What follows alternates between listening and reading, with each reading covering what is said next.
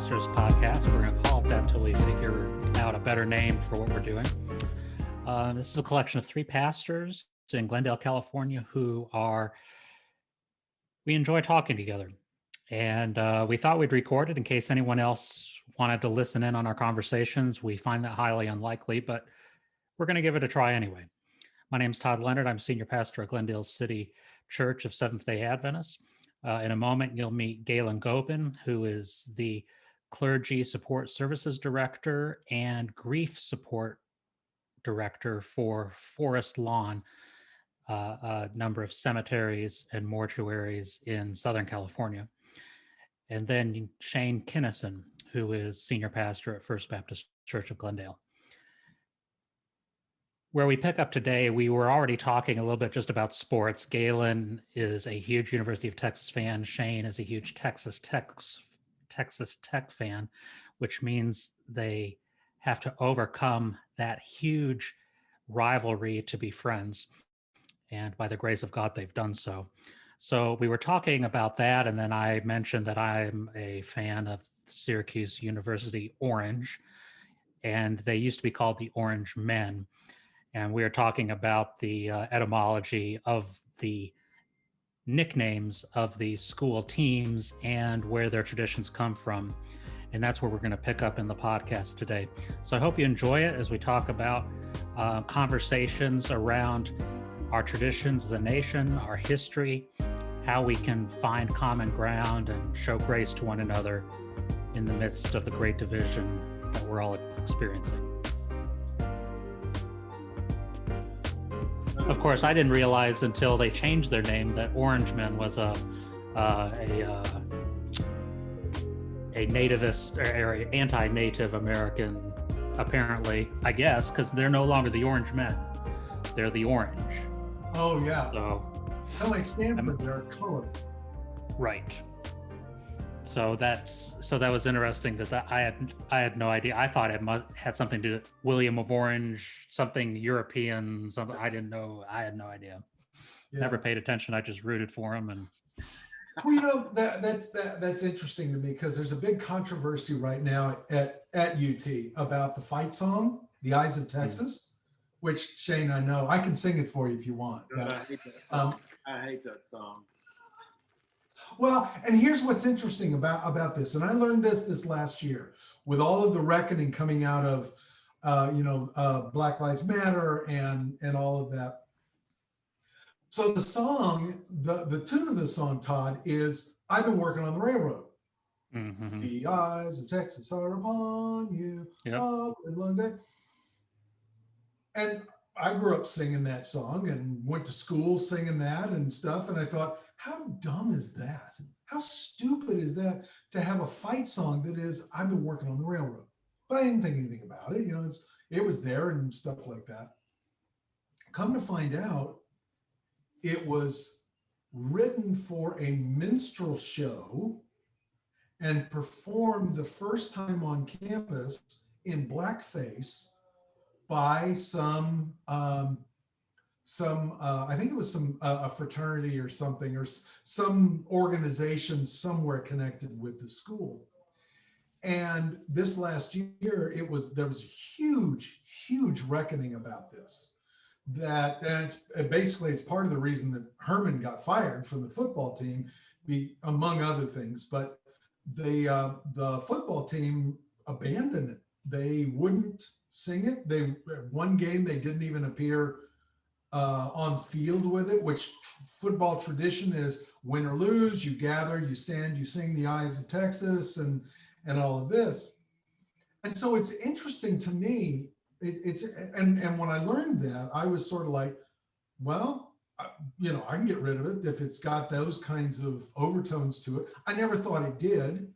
I didn't know that and stuff. And the original song, "I've been working on the railroad," was kind of written again. So I think it was as a minstrel show or something, or at least sung in that idea, sort of like, blacks are they're just slaves, and they're just lazy and all of that that's the connotation that come out. So it's interesting to me in learning about that my response was, well, okay, get a new one then. Let's do something and get a new one. God knows we got the money to get somebody to write something. It's probably better for it anyway, you know. But some of the big dollar donors, they were like, you get those boys, you get them out there, they will sing. We are going to sing this. And from the top down, from the AD and everything, it's been, you will at least stand out there. You will acknowledge it. You don't have to sing it. Don't even mouth the words, but you will stand there and we will continue with this. And the blindness on that, to have conversations around it and to just literally force people. Their new coach, Steve Sarkisian, has already said, oh yeah, we'll sing it. We'll sing it. So it's a bunch of white guys again, for the most part, bulldozing that. And it's just interesting to me the reckoning that's coming around so much of this stuff and the background things that we need to have conversations about. Well, and I mean, I think that's the whole thing is, can there be a conversation? Because it seems like there's a cancel culture on the left that anything automatically is gone. And if you argue against it, you can't, you're racist. So you can't even have a conversation. But then on the other side, it's like, but it's tradition, and you keep going, it's tradition, it's tradition. Don't ruin our traditions. Don't take away our traditions. They mean so much without any, and so it's that back and forth of, can we even have a conversation about, like, like somebody, I don't even remember the context where I heard this, but I didn't hear till maybe 3 or 4 years ago, the term picnic is tied back to lynching. Picnic. So it's as in, like, wait a minute, as in putting out a blanket and sitting down and having lunch and stuff. Picnic? Because you would have lunch and see, this is one thing. If we were to put this on the podcast, I would actually need to go verify this in research. But if you think about the first half of the word is pick, the second half of the word, you could kind of think about pickaninny. Well, see, that's what I'm not sure about. But think about but what about pick an N word? And wow. And so there would be that festival. Sure. And so now to host a picnic,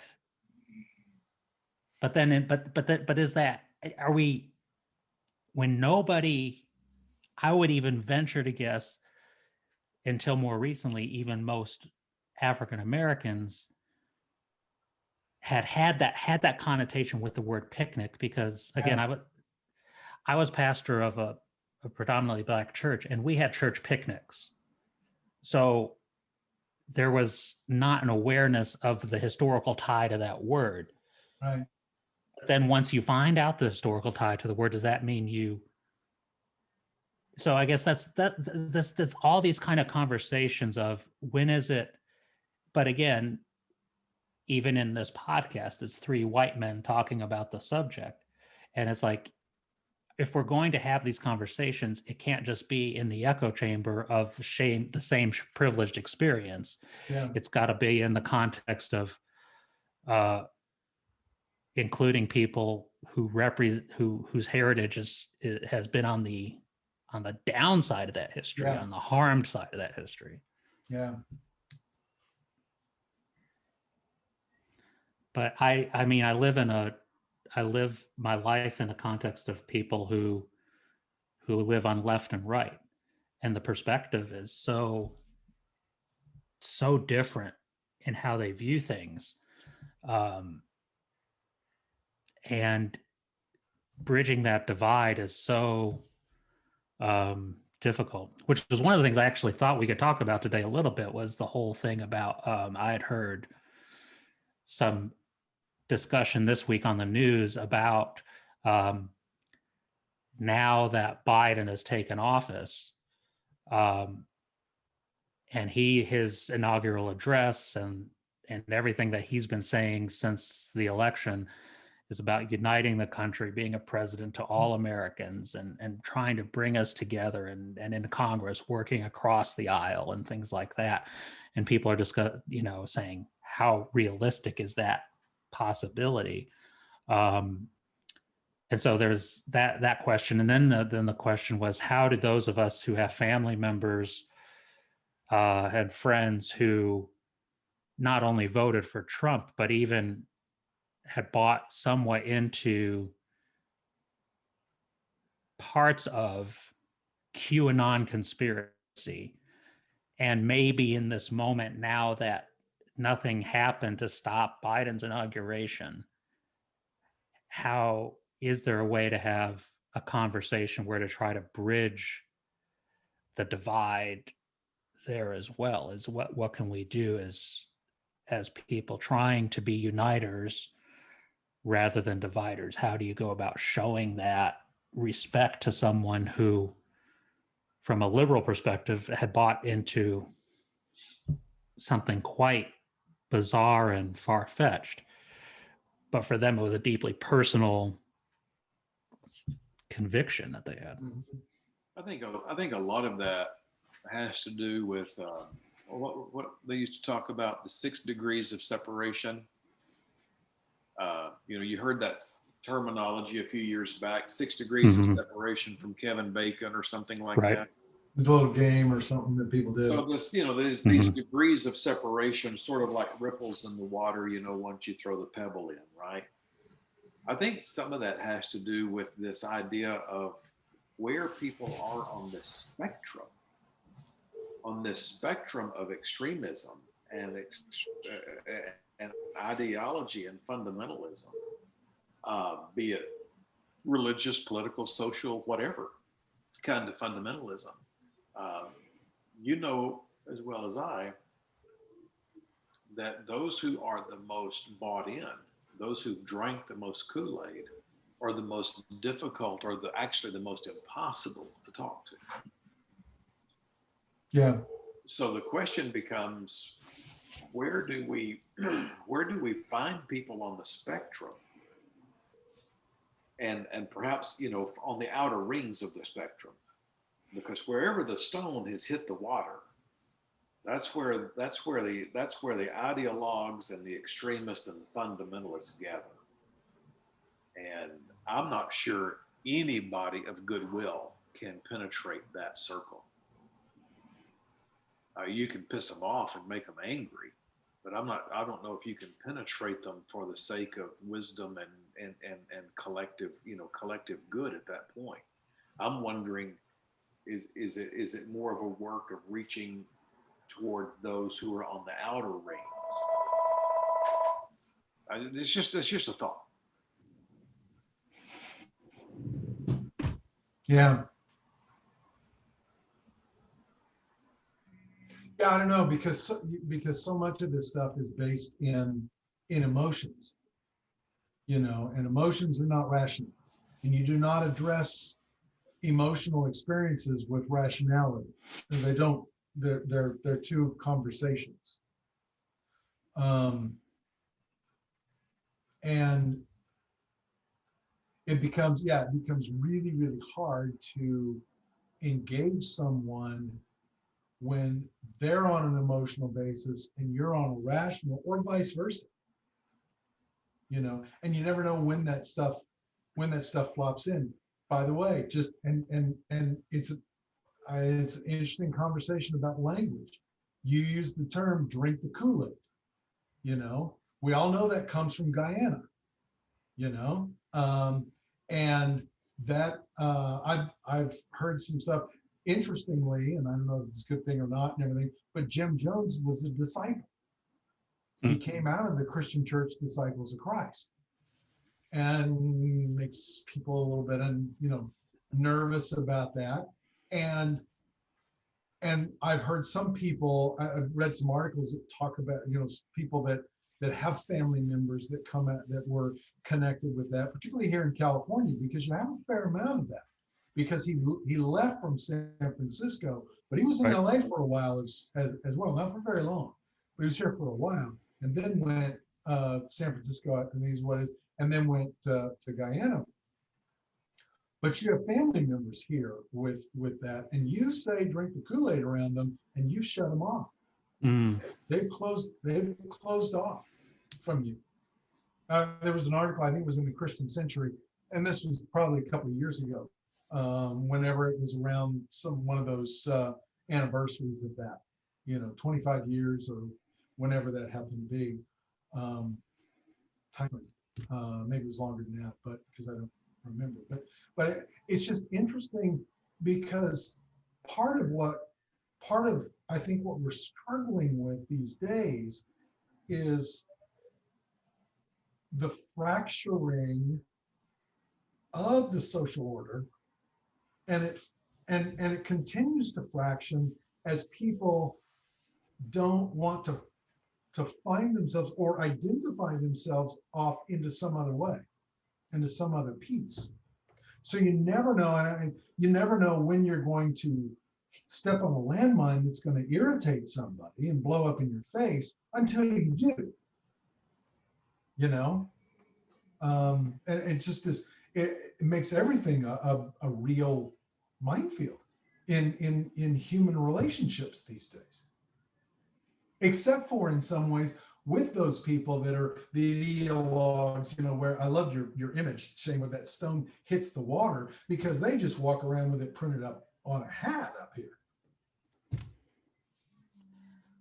Yeah, and so I think that's the thing is where, and it is so. I mean, what you said about it being emotional, and it's emotional for people on the left too. I mean, because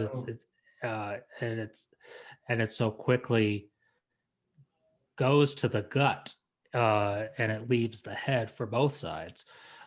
Even if the political philosophy may be more rational on the left, Mm-hmm. or its critique of Trump is more rational than the arguments in support of Trump, it still gets emotional so quickly for both sides. But I mean, Shane, when you're talking about like reaching those people on the further out ripples, I guess the question I'm wondering is when you look at 71 million people who voted for Trump, how many million of those are where the stone hit the water, and how many million of those are further out? And the ones who, I mean, in 2016, the assumption was a lot of people held their nose and voted for Trump, and a lot of people held their nose and voted for Hillary, on both sides, that neither candidate was particularly attractive.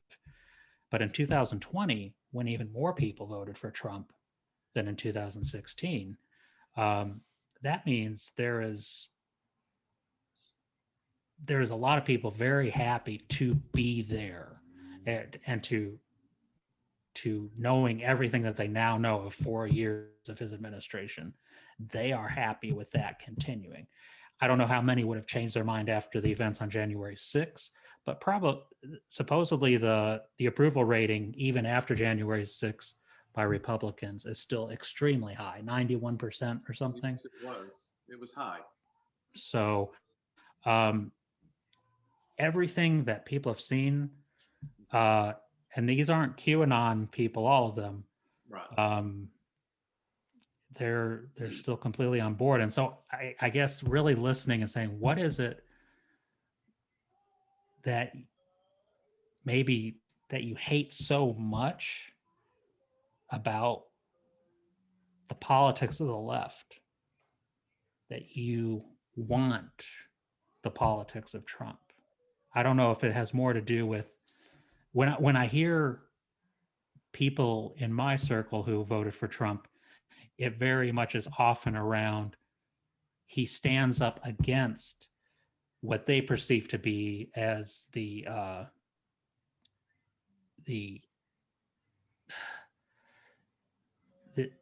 far left direction of the party, or the dangerous politicians who are in leadership of the Democrat Party, that Trump fights against them and fights against the biased media.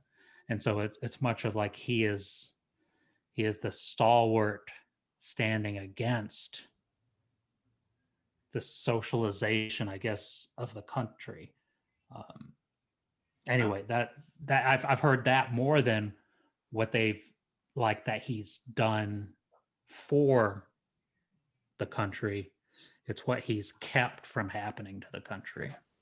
I'm a lifelong It's Baptist. still a vote against as opposed to a vote for. Correct. I'm a Right, Shane. lifelong Baptist. So much so that my little grandmother sat down with my father after he asked my mother to marry him. And she said to him, I don't know what you're going to do. Your life is your business. But I want you to know one thing. I will never, ever, ever have any Methodist grandchildren. And so my father saw the light and was duly baptized by immersion at the First Baptist Church of Seagraves, Texas, before he got married. I mean, that's how much of a Baptist I am. I've watched, and not only a Baptist, but historically a Southern Baptist, God help me.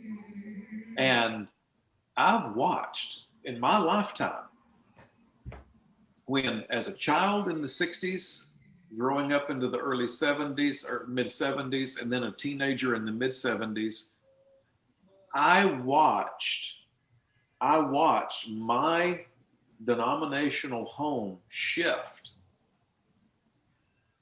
into a fundamentalist takeover organization. And I watched this as a kid. My daddy wasn't a preacher. He climbed poles for a living. But I watched this as a kid who took my faith seriously in Baptist life.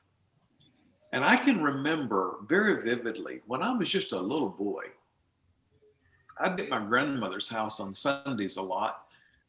And she and I would be getting ready for church. And we were steep Southern Baptist. But she always had to turn on Jerry Falwell out of Lynchburg, Virginia. And we'd have on Jerry Falwell. And it would seem like every Sunday, almost without fail, at some point in that sermon, he would rail against Southern Baptists about how liberal they are, left-winged, don't believe the Bible, hypocrites, blah, blah, blah. Well, from the time that I was a little boy in the third grade until I was a college student in my early 20s, in that period of time, or maybe even later, but in that period of time, the Southern Baptist Convention had shifted and swung so far to the right that Jerry Falwell actually became a Southern Baptist. Mm. Now, what that tells me, and that's not, I'm trying not to make this a long story, but what that tells me and shows me is Jerry Falwell did not change one iota. Not one molecule of his life did he change or transform. But an entire denomination shifted and changed radically enough that he could then join and affiliate in membership with that group. Now, you take what happened in the moral majority starting in 1979, 1980, leading into Ronald Reagan's election, and you fast forward that to 2016, the election of Trump, and then 2020, the insurrection at the US Capitol. All of that is part and parcel of a movement whereby nationalism has been baptized into the Christian faith. Mm-hmm. Mm-hmm. It had its roots prior to Jerry Falwell, but you can identify its roots in the work of the moral majority from the late 1970s forward. Yep. And then it splintered. I mean, then it just went, like a cancer. The cells just broke loose and grew out of control. So here's my point that I'm getting to then, and then I'll stop. As the insurrection was unfolding, and I was watching it in real time from this very laptop in this office, the one thing I began to see, the three things I began to see the large number of wooden crosses. I began to see the Jesus signs and banners, and I began to see extemporaneous prayers, prayer gatherings, Right. prayer groups, prayer circles, Wow. to the degree that they even culminated in the U.S. Capitol, in the House of Representatives, leading a prayer on a bullhorn. Yep. Wow. Every bit of that is steeped into the fabric and the personality and the work and the methodology of Jerry Falwell and those who were just like him. And that came from somewhere else. Who they were came from generations before them. With the movement of Darwinism and all that crap over. Yeah. But anyway, I'm not trying to take up the lion's share of time. What I'm trying to do is I'm trying to draw points of connection, and then go back to that question that you asked, Todd, and the idea that was floated earlier about where on the spectrum do we find people who will even have a conversation about this? Yeah. It's not going to be the people holding the bullhorns, leading prayers to God from the House of Representatives floor wearing buffalo heads. Right. That's not the group that we can start with. But it's back to your question. I don't have an answer. It's back to your original idea of the 71 million who voted for him and the high number of people who still appreciated him after the insurrection. Where do we go from here? Yeah. And I guess even to use your metaphor of the circles of the pool again, if you look at the stone being in the House of Representatives on January 6th, where the person was leading a prayer with a megaphone, and then a little further out is the ones who marched to the Capitol but didn't go into the Capitol. And had prayers on the Capitol grounds. And had prayers on the Capitol grounds. Right. And then you have people who were praying for the people who went to the Capitol, but they didn't go to the Capitol themselves. And then you have people less and less invested. You have to say, all right, so those are the people further out. But I think what you really made a great point about, and I think if we don't start from this point, we don't understand or can have a conversation at all, is we really are talking about a religion. We're not talking about a political movement as we've understood political movements to be in our lifetimes. We're talking about maybe something that's closer to a religion. And that's what the left doesn't get about the right. The left doesn't get the fact that for the right, this is completely, totally spiritual and religious in nature. Foundationally religious and foundationally indoctrination. Galen, what are you thinking? Well, I'm mulling over that idea that it's not political.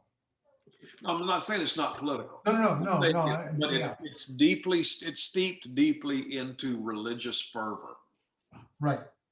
It is.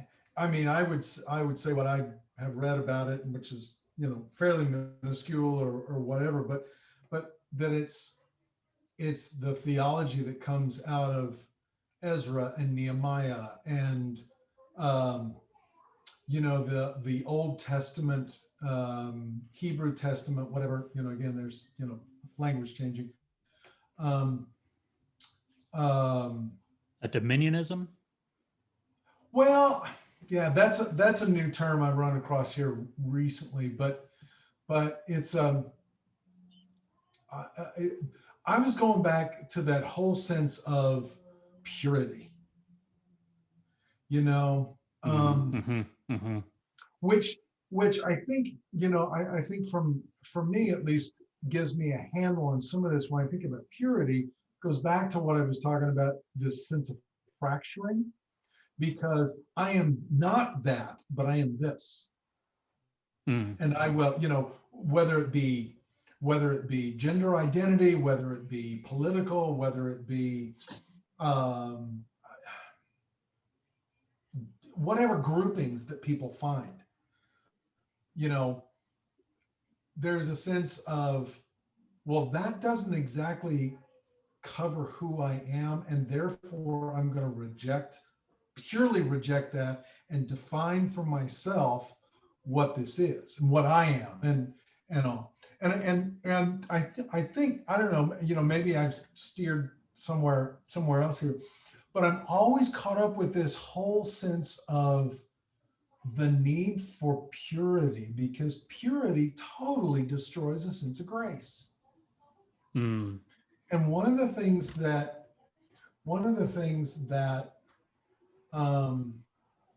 I have been struck with in my career, these 30 plus years of, God, that's weird to say, 30 plus years of ministry, is my understanding, at least, of evangelicals and that group that you're talking about, Falwell and all, that of how important that whole sense of purity is and has been.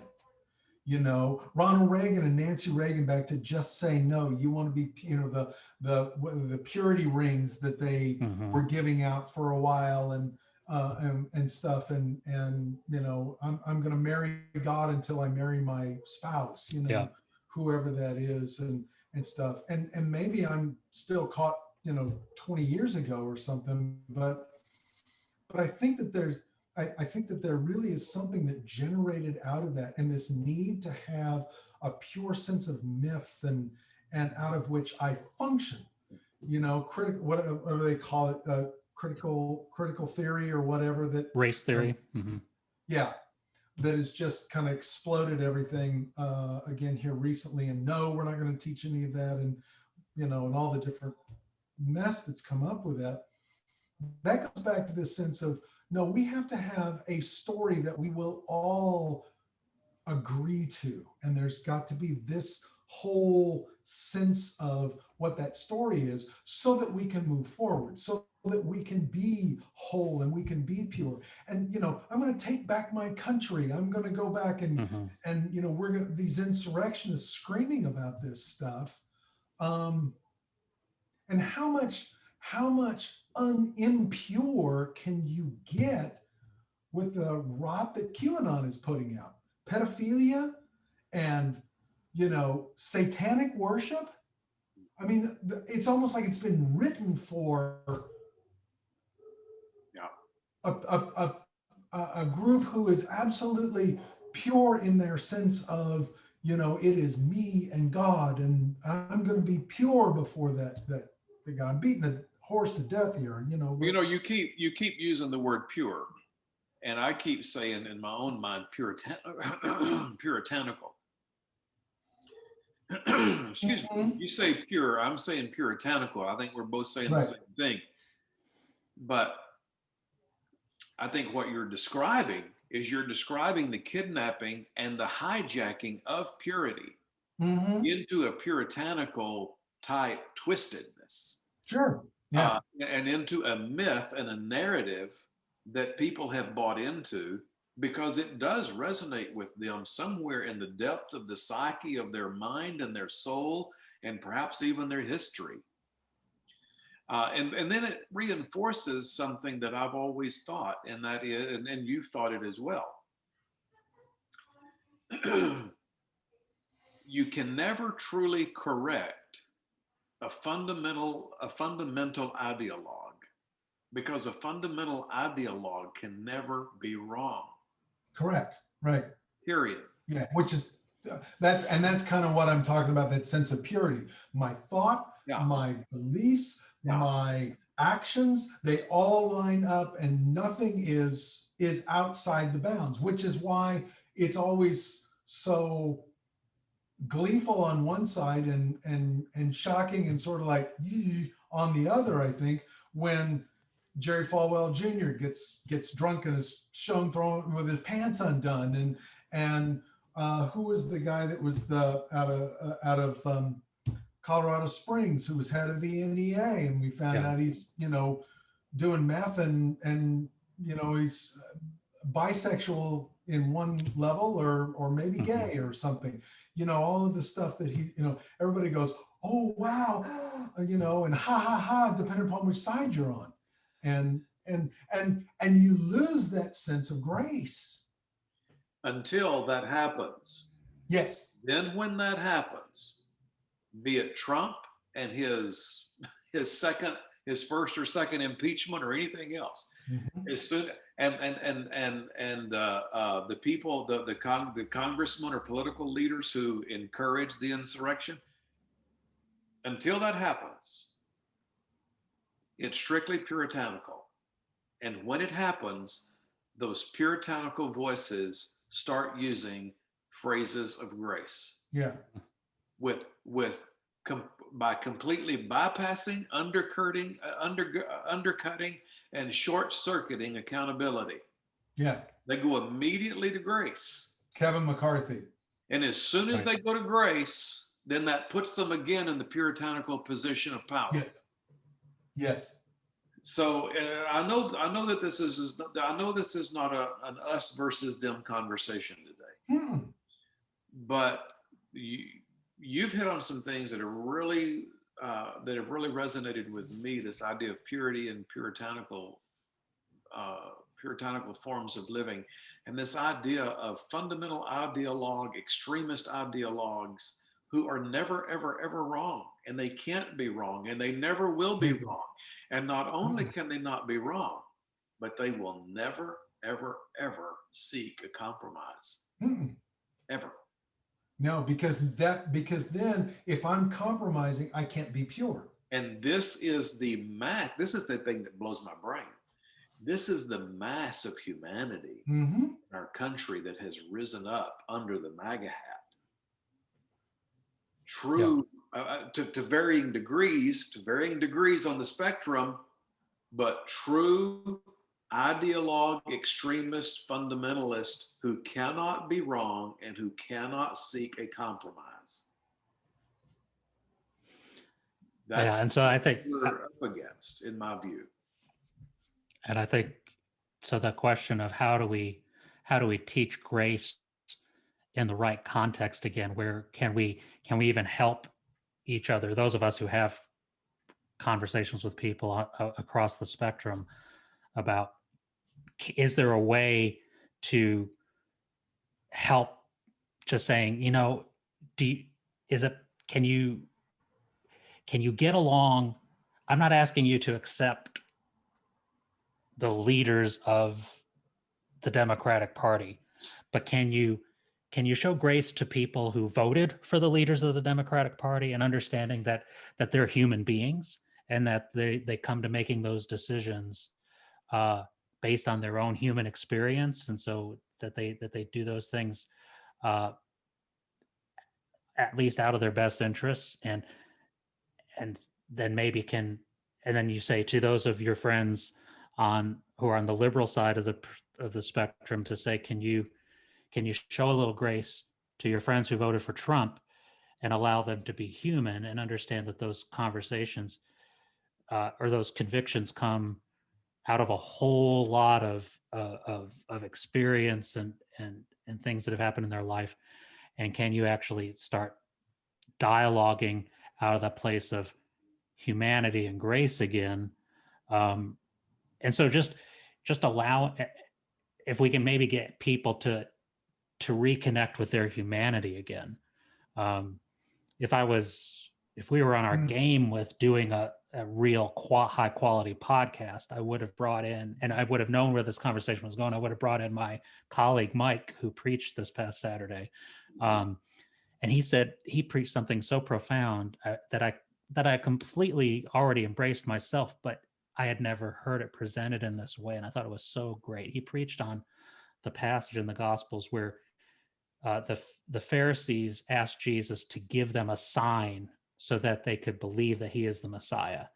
And Jesus responds by saying, a wicked and adulterous generation asks for a sign. And Mike started out the sermon saying, why didn't he just say, no, I'm not going to do that? Why did he choose to make such a huge deal out of asking for a sign? And he said, he says, I think what it is, because as I study the person of Jesus, is that humans, we are desperate to have this rock solid faith that can't waver no matter what, that we know that we are believing in the right person, that we believe the right things, and we don't want to be shaken from believing in the truth. He says, but I think Jesus absolutely does not ever want us to be so solid in our faith that we always know that we're doing the right thing. Because when we are convinced we're doing the right thing, then we become dangerous. Yep. And so he says, I think Jesus always wants us to have some doubt about who we are, about what we understand about God and what we understand about other people. So we'll stay a little bit humble in how we relate to one another. And I thought that was such a profound way of calling us back to a faith that is not rock solid, but a faith that is generous. And as what you said, Galen, that is actually gracious. Amen. But you can't be a puritanical. You can't be pure if there is any doubt. You've got to go flipping through and find it, and it says right here, and let me indoctrinate you and teach you how to do this. Let me give you the apologetics for all of that, and all. And there isn't, to me, and betraying who I am, there isn't to me a sense of humility in that. And that's what it means to lay your life in faith, is to have a sense of humility about yourself, that you are not always right, that maybe somebody else has a piece of the puzzle, however outside the bounds that feels to you, whatever side you're on. Somebody else has a piece that is necessary to be there to complete, to fulfill what the wholeness of the picture is. But when you are pure, whichever side it is, the progressive side or the right side, there isn't space for that. Wow, that's a very good point. I don't know how the events of the inauguration affected you, but I wept. But yeah, absolutely. I wept. Oh, so did Stephanie and I several times. But excuse me. Just share with you only briefly, but it ties into what we're talking about, because it's been a long time coming. I've seen it for many years. I saw an image on Inauguration Day. I actually wrote about it on Facebook, about the bust of Cesar Chavez behind the Resolute desk where Biden would sit. And when I saw that photo, at first I thought, wait, what is this? And it took a second glance. And when I did, it just took my breath away. And I just paused. I just was frozen. And I began to realize, and memories began to flood back, of when I was a kid in the panhandle of Texas. I was in 8th grade, 7th grade, 8th grade, working for a farmer, generational landowner, who he and his father, his grandfather, his great-grandfather, they all had owned and passed down the same land. And I started thinking about all the time that I was out in the fields, his fields, working alongside Mexican migrant families, men, women, children, all moving together in groups. Some would come in and go out. Others would come and stay and be a part of our community. But I was working around them all the time. And then I had a job at the local gin. And that's not the gin you drink, but that's the cotton gin. And I had a job at the local gin. And it was a year-round job, little part-time job as a kid in high school. And so I would, and then of course we're in a small town, and I worked at the local lumber yard, and that was a part-time gig when I wasn't in school. And so between those things, I was kind of busy doing all of that. But I was always around farmers, landowners, agricultural businessmen, um, deacons, elders, council members, board members. I was always around these white men in these gatherings and circles where people would come together, and time after time after time after time, um, I would hear them talking in the most vile and violent ways about Cesar Chavez. Now, this man had never visited our town. To my knowledge, he never even came to our county. But it was always on their tongues. And it was always a part of their group ethos, is to curse and combat Cesar Chavez. I'm fully convinced, had Cesar Chavez come to our county, he wouldn't have left alive. And I wrote about that a little more extensively on Facebook, but seeing that bust in the Oval Office, it released out of me some 40 to 45 years of memories of hearing these vile and violent conversations, all targeting one man who was being credited with the downfall of the entire agricultural industry of the United States, and in particular, the agricultural industry of our county where we lived and had our being and made our living. And that was because he was successful in helping migrants achieve the federal minimum wage. Yep. And I still remember the day that the federal minimum wage went into action in our little county where I live. I remember it two ways. Number one, I was a recipient of that wage because I worked for the farmer. And number two, I remember the words and the vile and violent nature of those words being expressed every single day. It didn't matter if it was on the front steps of the church house or the front steps of the schoolhouse or the front steps of the courthouse or the front steps of any other house. It was all the same conversation. And that's this day we're in has been a long time coming. Yeah. But what, they were so vile towards him because they see him, and I've been hearing this a lot, this language a lot recently. I would hazard a guess that they were so vile towards him because he was literally an existential threat to who they were. Back to this identity thing. I'm a farmer. This is how I run my business. And now you're asking, this guy's gonna up my costs significantly.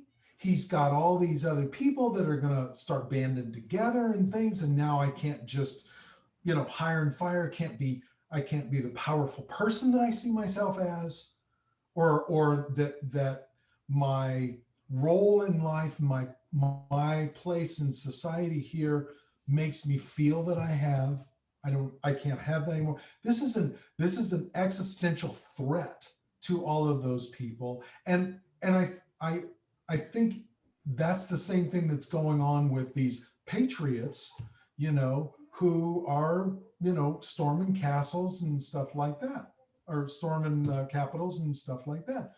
That it gets really down to brass tacks for these people as well, because if I lose this, I have no idea who I am, and that is a death. It is a loss. It's a loss. Which death brings a sense of humility out of it, because you cannot control who you are and what it could be. You are not the master of your world. Loss of place, loss of identity, loss of power. And but it's been a long time coming. Mhm. This is not anything that's just peeked over the horizon all of a sudden. And we feel it. Let's be honest. Yeah. 3 middle-aged white ministers. I can't speak much about Adventist or disciples, but I can tell you about American Baptists, and I've only been American Baptist 10 years, but I can tell you about American Baptists. If you're white, middle-aged, male, overweight, your days are kind of numbered in American Baptist life. Yeah. So I know where they're coming from. Yeah. But by golly, I'm not going to buy into that. I'm not going to buy into that puritanical, extremist, fundamentalist mentality. But it's No. real. The Yeah. loss of place, the loss of identity, the loss of power. It's real. Yeah. Absolutely. And maybe that's where the conversations should start, Todd. Is it maybe Yeah. start with the reality of loss? And I think that's true. And saying recognizing what we lose and what, and I think that's a great place to start, because there's no doubt. I mean, there are things that I am losing because of who I am, but that I have the opportunity in being part of the death of my story being the dominant story in society. I have the opportunity either to be somebody who helps usher in the next stories, or I stand as someone who fights against the story. You know, you can, if you look at the incarnation of Christ, you can say you can be King Herod, or you can be John the Baptist. Yeah. And say, I must stop this person from taking away my authority, or he must increase and I must decrease. And so again, just to be able to help usher in, and and if you look at the inauguration and you look at all the women and the people of color who were part of that inaugural thing, and you look at how he's forming his cabinet and the initial executive actions that he's taking, looking for the marginalized to help bring them back to the progress that they had been finding. Back to the table. Yeah, back to the table. And by picking Kamala Harris, he's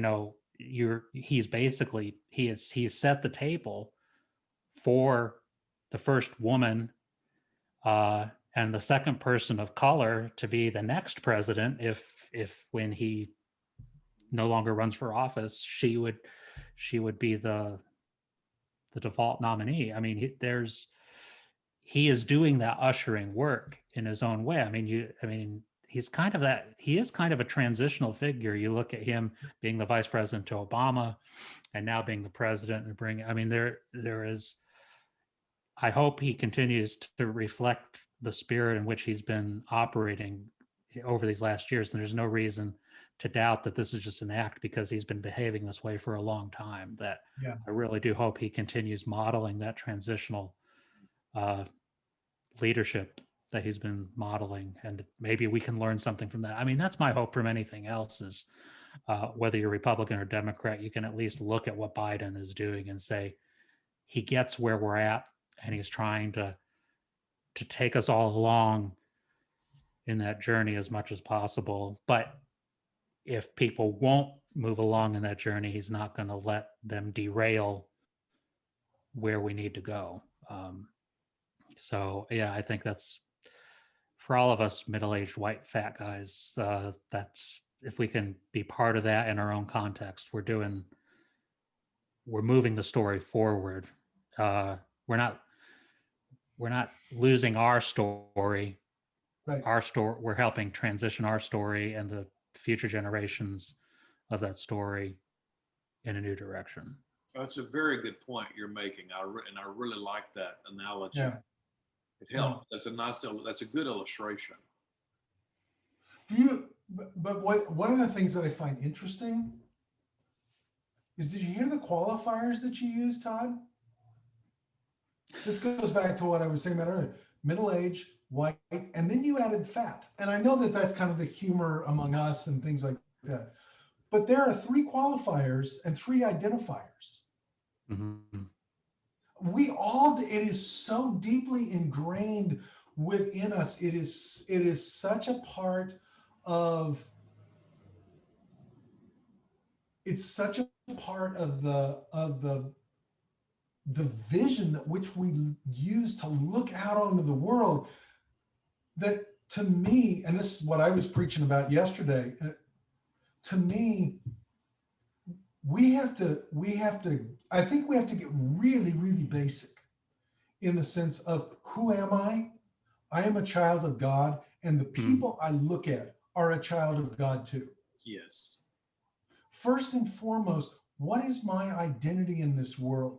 Because all of those qualifiers that we have, and I do it too. I'm bald. Well, so are you, Todd. I mean, I got everything, man. I'm the whole package. yeah, but at least you can do this. I can't even do anything here. I get about 8 hairs. But everything that we do is some kind of way of either pulling ourselves out from the crowd, if you will, so that I feel special. And that's nothing but ego, that I feel special, even if it's a self-deprecating way of doing that. When the reality is about life in Christ is that the starting point's all the same. We are beloved children of God in a world that God loves so much. Now let's find out from there. And I'm not saying, I believe me, I don't want to turn the world monochromatic or anything, because I look out at the world and I see this incredible diversity. But what do I ultimately identify as? What is our core identity? There are other things that add to our identity, but what is our core identity? What's our core identity? And can I allow you to have that core identity? Yes. And find beauty in the other elements of your identity, that diversity that's there. See, and I admit, I really struggle why that is such a problem. Mike Pompeo says last week and everything, we are not a multicultural nation, and if we are, that is for authoritarianism. And I'm like, talk about doublespeak. What? I mean, I literally cannot wrap my head around stating those 2 things and equating that. But can we all get back and say, as much as it pains me, Mike Pompeo, you and I are both beloved children of God. And so is Kamala Harris. Right. And yet he makes that statement as a shotting part, as a shot across the bow. The last official word he's going to ever get. And the very next day, we have the most diverse inauguration in the history of the United States. Mm-hmm. Totally incongruent with what he said the night before and what we witnessed the next day. Night and day difference. Total incongruence. Yeah, it's amazing. Absolutely. Hey, our tech guy is getting ready to dismantle. No, it's time to wrap up our internet. So he's given me a sign that he's getting ready to pull the plug. Yep. Thank you, gentlemen, for this time. I've listened to this. You did. Let me tell you something, buddy. If you're going to put this out, you've got some heavy editing to do. I'm not putting this one out. This is just for us. But we'll... real heavy. This was going to make the Nixon tape look easy. Yeah, we're going to have that 17.5-minute silence in the middle. That was when Shane went off on this. Here's when Galen did this.